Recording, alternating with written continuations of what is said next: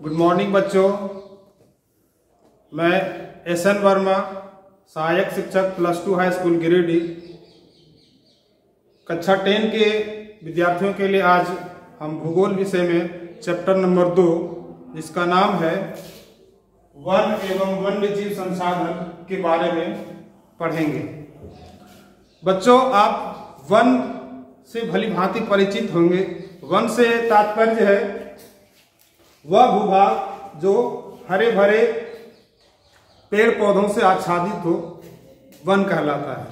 आप सबों ने जरूर कहीं न कहीं अपने आसपास में इस तरह के पेड़ पौधों से आच्छादित भूभाग को अवश्य देखा होगा।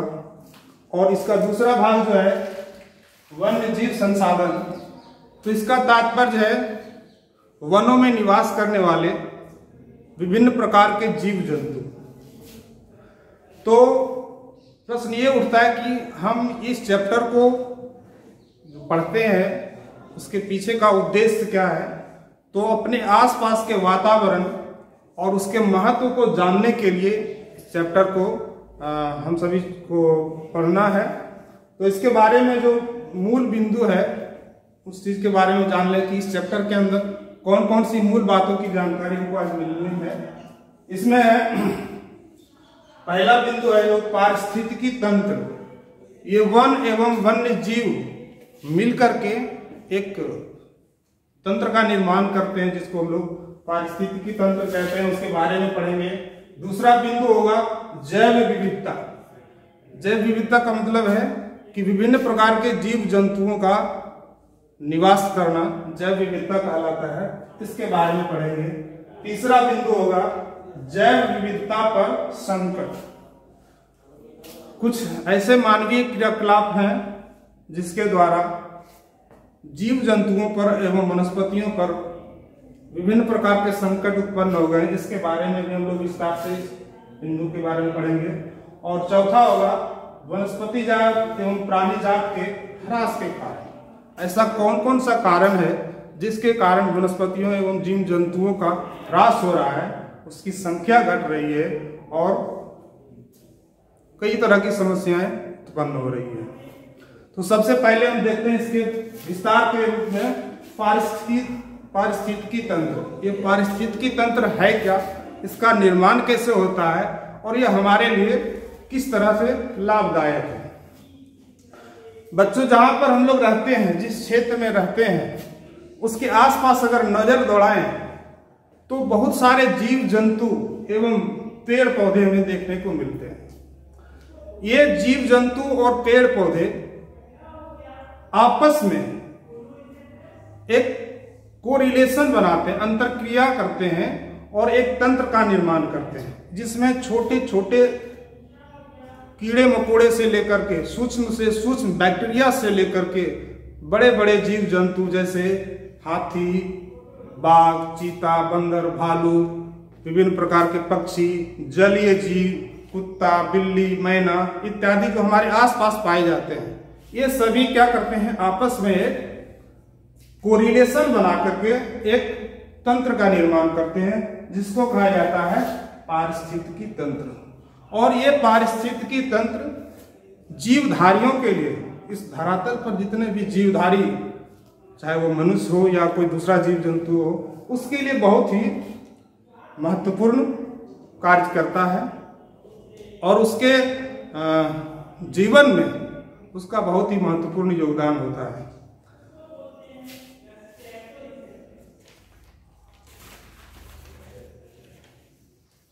इस तंत्र में जितने भी जीव जंतु शामिल हैं वो सभी एक घटक का काम करते हैं, अर्थात इकोसिस्टम यानी पारिस्थितिकी तंत्र के जितने भी सदस्य हैं, छोटा से छोटा जीव जंतु से लेकर के पेड़ पौधे और विभिन्न प्रकार के जीव जंतु एक घटक का निर्माण करते हैं, घटक का काम करते हैं। खुद मनुष्य भी इसमें एक बहुत बड़ा घटक है पारिस्थितिकी तंत्र का।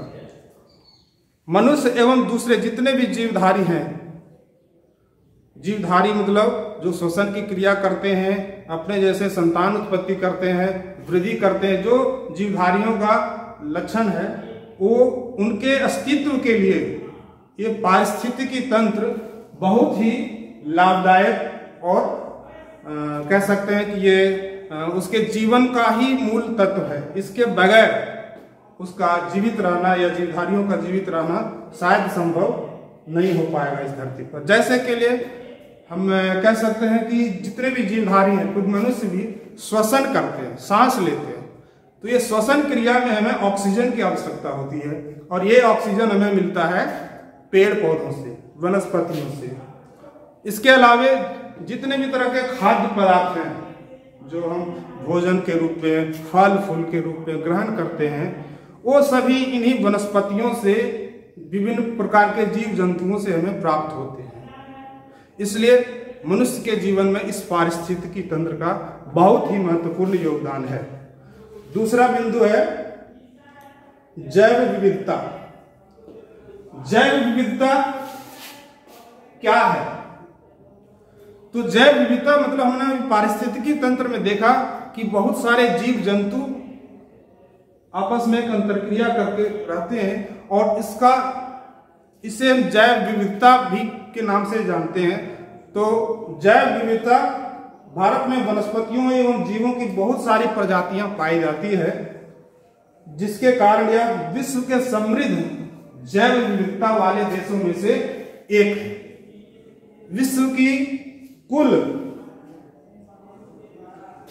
विश्व की सारी जैव उपजातियों की कुल संख्या का 8% भाग भारत में पाया जाता है, जो लगभग 16 लाख के बराबर है।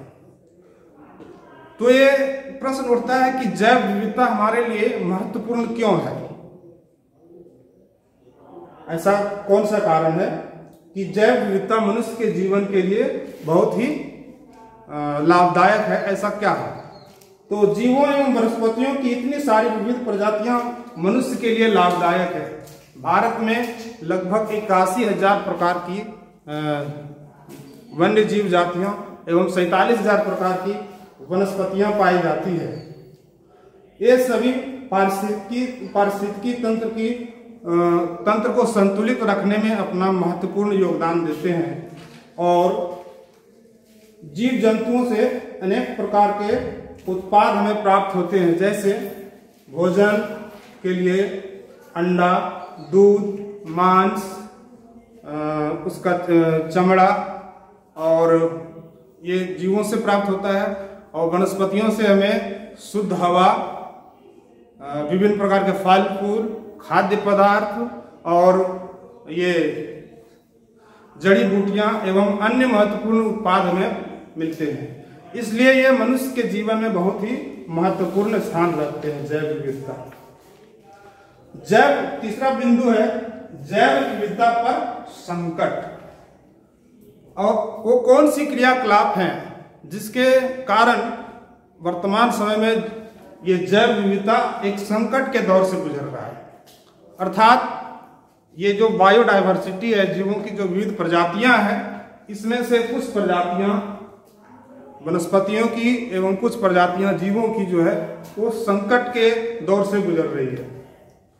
एक अनुमान के मुताबिक भारत में वनस्पतियों की 10% जातियां और एवं जीवधारियों की 20% जातियां जो है वो संकट के दौर से गुजर रही है एवं इसकी कई उपजातियां जो है लुप्त होने के कगार पर पहुंच गई है। अंतर्राष्ट्रीय प्राकृतिक संसाधन संरक्षण संघ, अंतर्राष्ट्रीय प्राकृतिक संसाधन संरक्षण संघ IUCN के अनुसार ये जो लुप्त हो रही है जातियां, इसको कई श्रेणियों में बांटा गया है। पहला है सामान्य जातियां। सामान्य जातियों में उन जीवों को रखा गया है जिसके जीने के लिए परिस्थितियां सामान्य है, और इसका जो एग्जाम्पल है वह है जैसे पशु, साल के पेड़, वृक्ष, सखुआ, चीड़, कृंतक इत्यादि। इसे IUCN ने सामान्य जातियों की श्रेणी में रखा है। दूसरा है संकटग्रस्त जाति। संकटग्रस्त जातियों में वे जातियां आती है जो लुप्त होने का जिस पर खतरा मंडरा रहा है, अर्थात कुछ ऐसी जातियां हैं जो संकटग्रस्त श्रेणी में शामिल हो गई है, जिनमें है ये काला हिरण, मगरमच्छ, भारतीय जंगली गधा, गैंडा, शेर पूंछ वाला बंदर। शेर पूंछ वाला बंदर का मतलब है एक बंदर की प्रजाति ऐसी होती थी जिसकी पूंछ शेर की पूंछ जैसी होती थी, इसलिए वो शेर पूंछ वाला बंदर। संगाई है मणिपुरी हिरण। ये सब जो जातियां हैं वो संकटग्रस्त जातियों की श्रेणी में आती है। तीसरा है सुभेद्य जाति। सुभेद्य जाति उन्हें कहा गया है जिनकी संख्या घट रही है, दिनों दिन इनकी संख्या घटती जा रही है। तो इसकी संख्या घटने के जो कारण उत्तरदायी हैं, यदि उस पर अंकुश न लगाया जाए तो निश्चित रूप से आने वाले दिनों में ये भी संकटग्रस्त जातियों की श्रेणी में आ जाएंगे। जिसमें है नीली भेड़। एक भेड़ होती है जिसका रंग नीला, भेड़ तो आपने देखा होगा ब्राउन कलर, जिससे ऊन की प्राप्ति होती है, लेकिन एक नीली भेड़ होती है जिसका शरीर का रंग नीला होता है, जो सुभेद्य जातियों की श्रेणी में है। एशियाई हाथी, ये एशियाई हाथी सुभेद्य जातियों की श्रेणी में है। और गंगा नदी की डॉल्फिन, डॉल्फिन एक मछली है, तो गंगा का डॉल्फिन यानी गंगा नदी के जल में जो डॉल्फिन पाया जाता है उसकी संख्या बहुत घट रही है।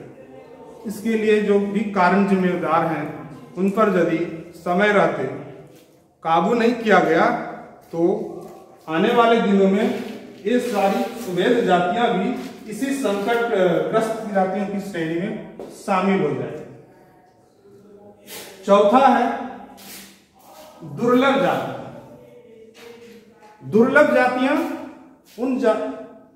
इन जातियों की संख्या बहुत कम है, मतलब ये गिने चुने बच गए हैं जो भारत के विभिन्न क्षेत्रों में पाई जाती है। इसके लिए कुछ विषम परिस्थिति, मतलब कुछ ऐसी परिस्थितियां, पर्यावरणीय परिस्थितियां जिम्मेदार रही है जिसके कारण ये दुर्लभ जातियों की श्रेणी में आ गए। मतलब कहीं कहीं बहुत बिरले इसके दर्शन होते हैं या देखने को मिलते हैं। जिसमें है हिमालयन भूरा भालू, जो हिमालय के क्षेत्र में ब्राउन कलर का, भूरे रंग का भालू पाया जाता है। रेगिस्तानी लोमड़ी, रेगिस्तान हमारे देश के राजस्थान का जो थार मरुस्थल एरिया है उस क्षेत्र को कहते हैं। तो रेगिस्तान के क्षेत्र में विशेष प्रकार का लोमड़ी पाया जाता है जो बहुत कम संख्या में देखने में मिलते हैं। एवं हॉर्नबिल, ये कुछ जातियां ऐसी हैं, जीव ऐसे हैं जो दुर्लभ हो गए हैं आज के समय के अनुसार। पांचवा है स्थानिक जातियां। स्थानिक जातियों से तात्पर्य है वैसी कुछ जातियां जो स्थान विशेष में पाई जाती है, वो सभी जगह नहीं पाई जाती। कुछ खास क्षेत्रों में कुछ विशेष प्रकार की प्रजाति या उपजातियों के जीव जंतु पाए जाते हैं। इसमें अंडमानी टील एक ऐसा जानवर है जो सिर्फ अंडमान निकोबार द्वीप समूह में ही पाया जाता है। निकोबारी कबूतर, ये भी अंडमान क्षेत्र में ही पाया जाता है। अंडमानी जंगली सुअर, ये भी अंडमान क्षेत्र में पाया जाता है। और अरुणाचल के मिथुन, मिथुन भी एक प्रकार का जानवर है जो अरुणाचल प्रदेश में सिर्फ पाया जाता है। ये स्थानिक जाति, ये आपको कहीं भारत के अन्य दूसरे क्षेत्रों में देखने को नहीं मिलेगी। उसके बाद लुप्त जाति, कुछ ऐसी जातियां हैं जिसको उसके क्षेत्र में जो उसका प्राकृतिक आवास होता था वहां पर ढूंढने पर ये पूर्णतः गायब मिली है। किसी छोटे प्रदेश, क्षेत्र, देश, यहां तक कह सकते हैं कि पूरी पृथ्वी से ये अब गायब हो गए हैं। तो ऐसे जीवों को लुप्त जातियां की श्रेणी में रखा गया है। मतलब अब ये एक भी देखने को नहीं मिल सकती है। जिसमें एशियाई चीता और गुलाबी सिर वाली बतख, दो ऐसी प्रजातियां हैं जो संभवतः पूरी पृथ्वी से ही इसका समूल नाश हो गया है। इसका सिर्फ नाम शेष रह गया है, लेकिन ये कहीं एक भी अब देखने को नहीं मिलता। इसमें बहुत ही रोचक जानवर है जो एशियाई चीता के नाम से जाना जाता है। तो एशियाई चीता पृथ्वी पर पाए जाने वाला सबसे तेज दौड़ने वाला जानवर होता है। ये बिल्ली कुल का एक विशिष्ट सदस्य है, बिल्ली के परिवार से बिलोंग करता है। ये लोग भ्रम में रहते हैं कि चीता जो है वो तेंदुआ होता है, लेकिन ऐसी बात नहीं है। कहीं भी कभी भी यदि आपसे प्रश्न पूछा जाए कि चीता किस परिवार से बिलोंग करता है, तो आपका उत्तर होगा बिल्ली परिवार से ही बिलोंग करता है। इसकी जो चाल स्पीड है दौड़ने की, वह 112 किलोमीटर पर आवर के स्पीड से ये दौड़ सकता है। तो यह चीते की विशिष्टता, इसे की विशिष्ट पहचान है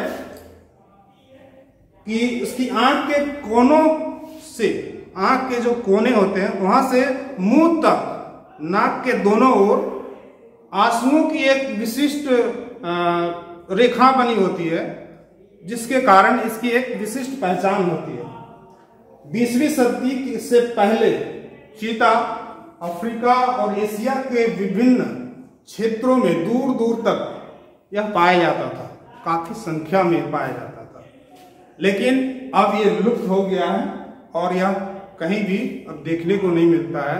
भारत में 1952 से ही इसे लुप्त जातियों की श्रेणी में घोषित कर दिया गया, अर्थात 1952 से ही एशियाई चीता जो है वो भारत में लुप्त घोषित हो चुका है।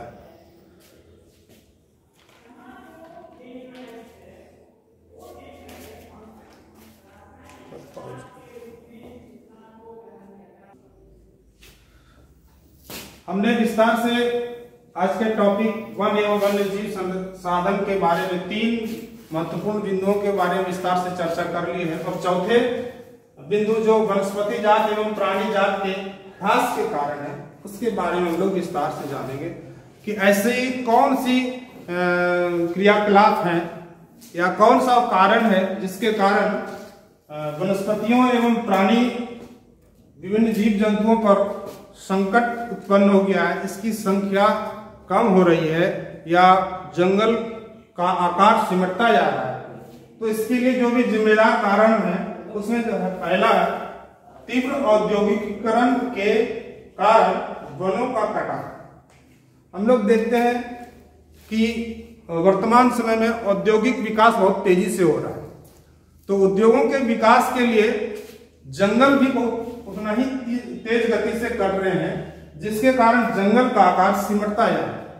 इससे का दुष्परिणाम है कि जो जंगली जीव हैं उसके लिए आवास की कमी हो गई है। इसलिए जब आवास उसका छिन गया है तो उसकी संख्या पर भी इसका दुष्प्रभाव पड़ रहा है, जिसके कारण प्राणी जात पर बहुत बड़ा संकट उत्पन्न हो गया है। दूसरा है कृषि क्षेत्र के विकास के कारण वनों का कटाव। हम जानते हैं कि हमारे देश की जनसंख्या बहुत ही तेजी से बढ़ रही है, तो जब जनसंख्या बढ़ रही है तो उसके लिए भोजन की भी आवश्यकता उतनी तेजी से बढ़ती है। तो भोजन के लिए कृषि क्षेत्र के विकास हेतु लोग जंगलों पर दबाव बढ़ा रहे हैं, जंगलों को काटकर खेत बना रहे हैं और खेती कर रहे हैं। तो इसका यह परिणाम हुआ कि जब जंगल को काटकर हम खेत बना रहे हैं तो जंगल हमारा सिमटता जा रहा है, जंगल का आकार घटता जा रहा है। पर्यावरण के संतुलन हेतु कुल क्षेत्रफल के 33% भाग पर जंगल होना चाहिए, लेकिन भारत में अभी ये 24% भाग पर ही जंगल उपलब्ध है, वन उपलब्ध है। तो इसका दुष्परिणाम जो है हमें जंगली जीव या जो भी वन्य जीव है उसके निवास स्थान पर देखने को मिलता है, उसका आवास कम हो जाता है, वो शहरों की ओर भागते हैं और फलतः उसको लोग मारते हैं, उसका शिकार कर लेते हैं और इस कारण से उसकी संख्या दिनों दिन घटती जा रही है। तीसरा है बढ़ती जनसंख्या के लिए आवास की जरूरत है। जब जनसंख्या बढ़ रही है तो उसके रहने के लिए घर की भी जरूरत बढ़ रही है। लोग घर बनाने हेतु भी जंगलों को काट रहे हैं, पेड़ पौधों को काट रहे हैं, जिसके कारण से भी जंगलों का विनाश हो रहा है। इसका भी परिणाम वनस्पति जात एवं प्राणियों के ऊपर नकारात्मक प्रभाव पड़ रहा है और उसकी संख्या में कमी लाने के लिए यह भी एक जिम्मेदार कारण माना जा रहा है। चौथा पॉइंट है रेलवे एवं सड़कों के विस्तार हेतु। हम नई नई रेल परियोजनाएं बना रहे हैं, नई नई रेल लाइनें बिछा रहे हैं, नए नए सड़क मार्ग बना रहे हैं, राजमार्ग बना रहे हैं, तो इसके लिए काफी संख्या में पेड़ों को काटा जा रहा है, वनों को काटा जा रहा है और इसका परिणाम है कि ये भी जंगलों के आकार को सिमटाने में, कम करने में एक बहुत बड़ा कारण साबित हो रहे हैं, जिसके वजह से जो इसका दुष्परिणाम है हम सबको देखने को मिल रहा है। जंगली जानवरों का शिकार। अगला, लोग बहुत कुछ ऐसे शौकिया मिजाज के भी होते हैं जो जंगली जानवरों का शिकार करते हैं और शौक एक उनका होता है कि जंगली जानवरों का शिकार करके उसके मांस को खाना, और कुछ लोग व्यापार की दृष्टि से भी उसके खाल का व्यापार करने के दृष्टिकोण से भी जंगली जानवरों का शिकार करते हैं। तो ये भी एक महत्वपूर्ण कारण है जो जंगली जीव संकट की श्रेणी में आ गए हैं उसके लिए। छठा है बड़ी परियोजनाओं का निर्माण। बड़ी परियोजना से तात्पर्य है कि नदियों पर बड़े बड़े बांध बनाए जा रहे हैं, जल विद्युत केंद्र स्थापित किए जा रहे हैं।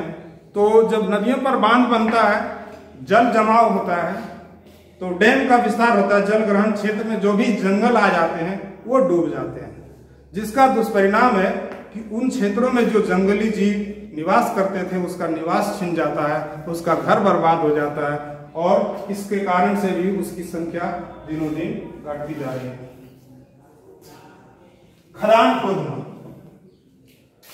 खदान खोदना भी जंगलों के विनाश का एक कारण है।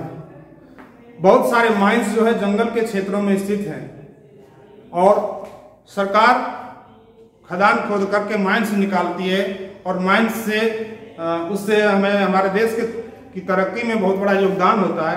लेकिन दूसरे पक्ष पर यदि इसका गौर करें तो उससे हमें पर्यावरण को बहुत नुकसान होता है। बंगाल में एक बक्सा टाइगर रिजर्व है, पश्चिम बंगाल के क्षेत्र में बक्सा टाइगर रिजर्व है, जिसकी चर्चा हम आगे की कक्षा में करेंगे। तो वहां पर डोलोमाइट की खदान है, डोलोमाइट का खनन किया जाता है और जिसके कारण से वह क्षेत्र जो है संकट से घिर गया है, अर्थात बक्सा टाइगर रिजर्व पर संकट के बादल मंडरा रहे हैं ड्यू टू खदान खोदने के कारण डोलोमाइट का माइन हुआ। आठवां है पर्यावरण प्रदूषण। बहुत सारी मानवीय एक्टिविटीज हैं जिसके कारण पर्यावरण में प्रदूषण होने से भी बहुत सारे जीव जंतुओं पर बुरा असर पड़ा है, उसकी संख्या दिनों दिन घटती जा रही है। जैसे पर्यावरण प्रदूषण में 3 तरह का भी प्रदूषण शामिल है, जल प्रदूषण, वायु प्रदूषण और ध्वनि प्रदूषण। तो जल प्रदूषण से सबसे ज्यादा जो प्रभावित हो रहा है जलीय जीव हो रहे। जैसे हमने आगे ये एक श्रेणी में था दुर्लभ जातियों में, सुभेद जातियों में गंगा के डॉल्फिन की बात की थी। तो गंगा के डॉल्फिन गंगा नदी के प्रदूषण के कारण उसकी संख्या में कमी आ रही है। तो यहाँ पर पर्यावरण प्रदूषण का भी प्रभाव बहुत सारे जीव जंतुओं पर पड़ता है और इसके कारण से उसकी संख्या में गिरावट आ रही है। अब मैं इससे उत्पन्न कुछ अन्य समस्याओं के बारे में भी आपका ध्यान आकृष्ट कराना चाहता हूं कि ये पर्यावरण में जो असंतुलन है, इन कारणों से जो पारिस्थितिकी असंतुलन उत्पन्न हुआ है, उसके वजह से कुछ अनेक समस्याओं को बढ़ने का मौका मिल रहा है। जैसे जंगल अगर कट रहे हैं तो कार्बन डाइऑक्साइड की मात्रा बढ़ रही है।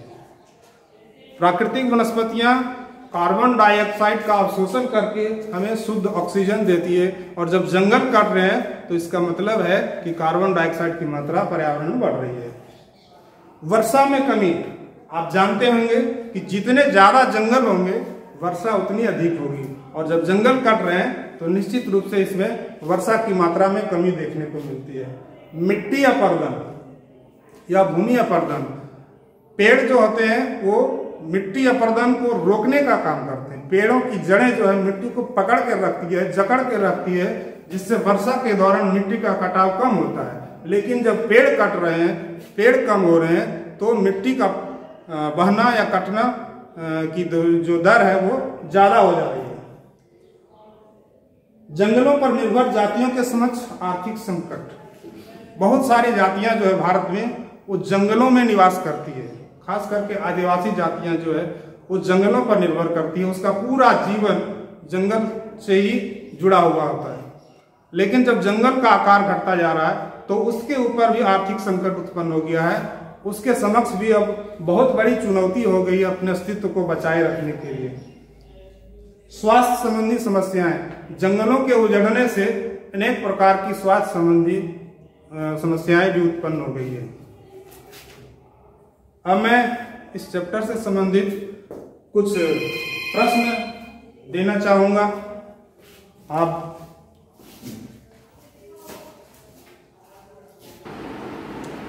बच्चों, अभी तक हम लोगों ने जितनी बातों को देखा, पढ़ा, समझा,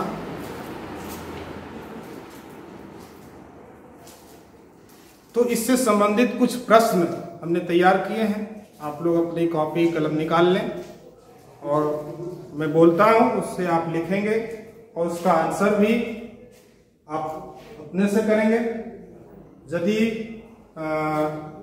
मुझे लगा कि इसका आंसर भी बताना आवश्यक है तो मैं खुद बता भी दूंगा, आप उसको नोट भी करते जाएंगे। तो आप लोग प्रश्न लिखने के लिए अपना कॉपी कलम निकाल लें।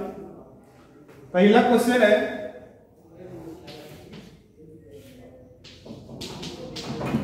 भारत में कितने प्रकार के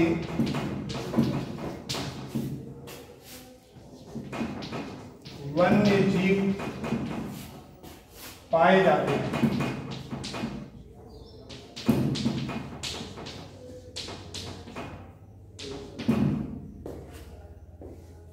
भारत में कितने प्रकार के वन्य जीव जंतु पाए जाते हैं? मैंने शुरू में भी इसका आंसर बताया है कि भारत में कितने प्रकार के वन्य जीव पाए जाते हैं। यदि आपको याद होगा तो आंसर आप लिखेंगे, यदि नहीं तो इसका आंसर है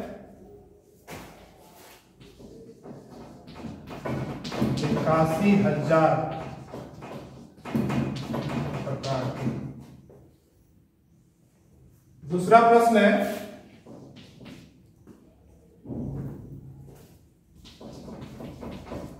भारत में वनस्पतियों की कितनी प्रजाति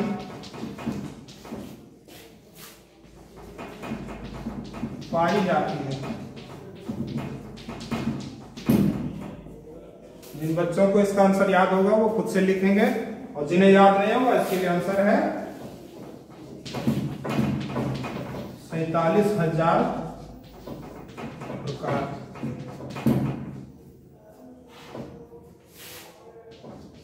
तीसरा प्रश्न है,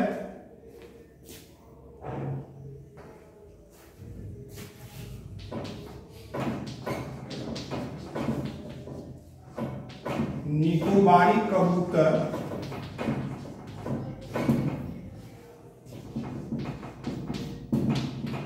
कहाँ पाया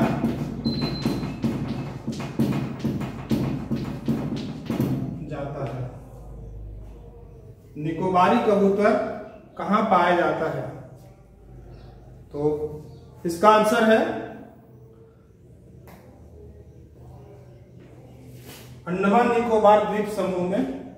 शुरू में मैंने बताया है, इसका आंसर लिखेंगे।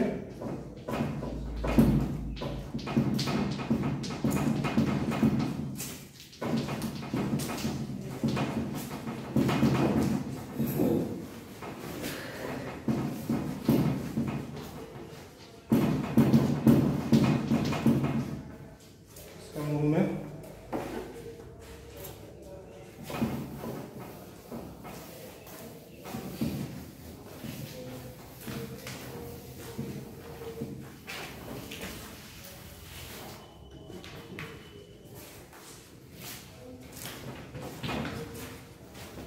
चौथा प्रश्न है,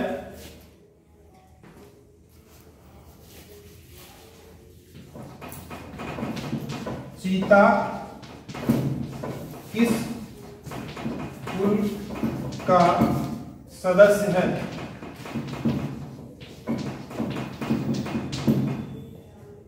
आप सभी जानते हैं चीता बिल्ली परिवार से संबंध रखता है, यानी ये बिल्ली परिवार का है।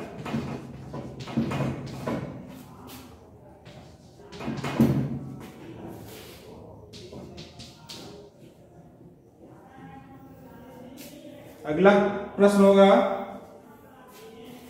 चीते की विशिष्ट पहचान क्या है?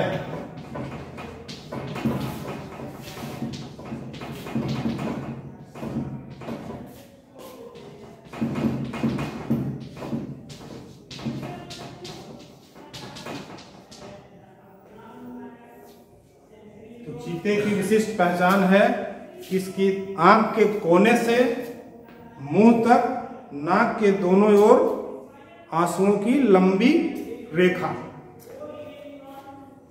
इसका आंसर लिखेंगे।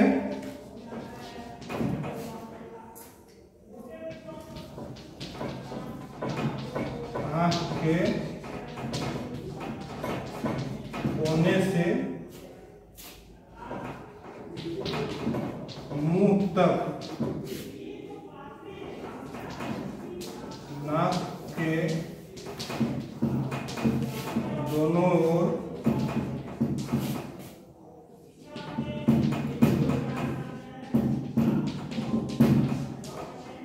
आंसुओं की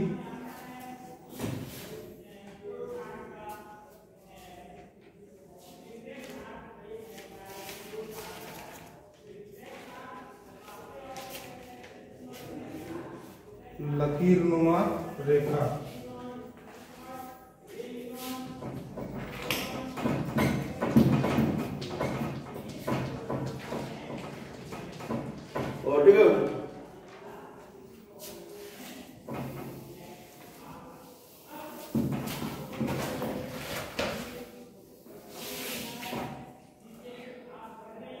अगला प्रश्न है,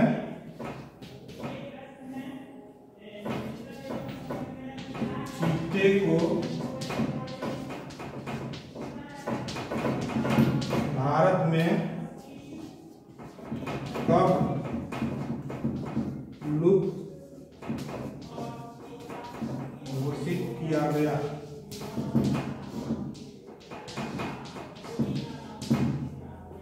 इसका आंसर है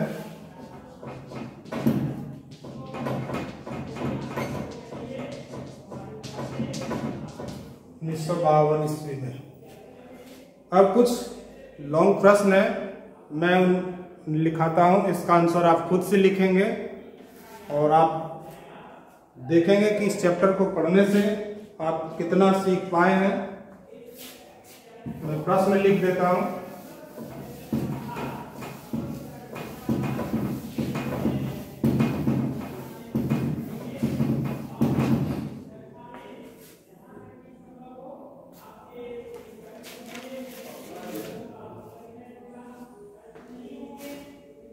प्रश्न है, एक लॉन्ग आंसर है, इसका लॉन्ग क्वेश्चन है, इसका आंसर कम से कम 50 से अधिक शब्दों में होना है। ये जैव विविधता क्या है?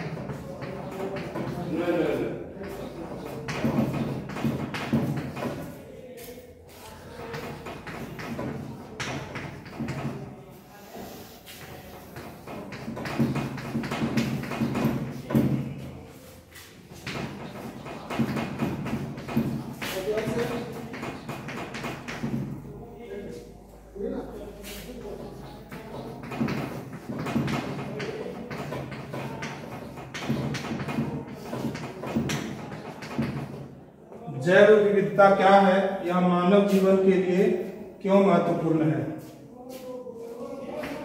दूसरा है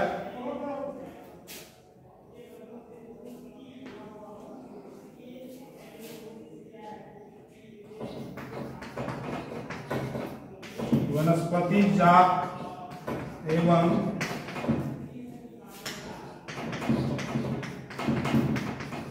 प्राणी जात के ह्रास के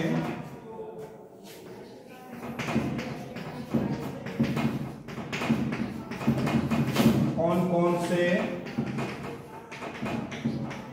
कारण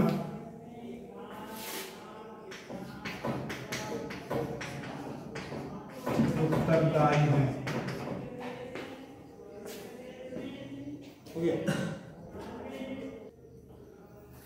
आपने देखा होगा चैप्टर को पढ़ने के दौरान हमने इस प्रश्न का विस्तार से उत्तर भी बताया था। जैव विविधता क्या है, यह मानव जीवन के लिए क्यों महत्वपूर्ण है। जैव विविधता मतलब बायोडायवर्सिटी, जो जीवों की विविध प्रजातियां हैं, वह मनुष्य के लिए किस प्रकार से लाभदायक है, उससे हमें क्या क्या लाभ होता है। यदि वो ना रहे तो हमारा या दूसरे जीवों का अस्तित्व क्या बच पाएगा इस धरती पर। इसी सब बातों का उसमें जिक्र करना है और इसी से उसका ये उत्तर पूरा हो जाता है कि जैव विविधता क्या है और यह मनुष्य के लिए क्यों महत्वपूर्ण है। दूसरा है जो लॉन्ग क्वेश्चन में आता है, वनस्पति जात एवं प्राणी जात के ह्रास के कौन कौन से कारण उत्तरदायी हैं। इसका भी मैंने विस्तार से चैप्टर के पढ़ाने के दौरान बताया है कि वनस्पतियों एवं प्राणियों के ह्रास के लिए जो भी उत्तरदायी कारण हैं, जैसे पहला जो उत्तरदायी कारण था वृक्षों का कटाव, तो वृक्षों का कटाव कई कारणों से किया जाता है। औद्योगिकीकरण को बढ़ावा देने के लिए, कृषि के विकास के लिए, बढ़ती जनसंख्या के आवास हेतु घर बनाने के लिए, रोड के चौड़ीकरण के लिए, नई रोड बनाने के लिए, नई रेल लाइन बिछाने के लिए भी पेड़ काटे जाते हैं। तो ये सब कारण जो है उसके लिए जिम्मेदार हैं। और प्राणियों के लिए, बहुत सारे जीव जंतुओं के लिए जो उत्तरदायी कारण है, जिसमें हमने प्रदूषण, जल प्रदूषण को उत्तरदायी माना था, तो जल प्रदूषण के लिए भी मानवीय क्रियाकलाप बहुत हद तक जिम्मेदार हैं। जल कैसे प्रदूषित हो रहा है, जैसे कि शहरों से, फैक्ट्रियों से निकलने वाली गंदी नालियां जो है वो सीधे जल स्रोतों में मिल जाते हैं, जिसके कारण जल प्रदूषण बढ़ रहा है और इसके परिणाम स्वरूप जलीय जीवों पर खतरा उत्पन्न हो गया है। और इस तरह से हमारा ये क्वेश्चन पूरा हो सकता है कि वह कौन कौन से क्रियाकलाप हैं जो वनस्पति जात एवं प्राणी जात के ह्रास के लिए जिम्मेदार हैं। धन्यवाद।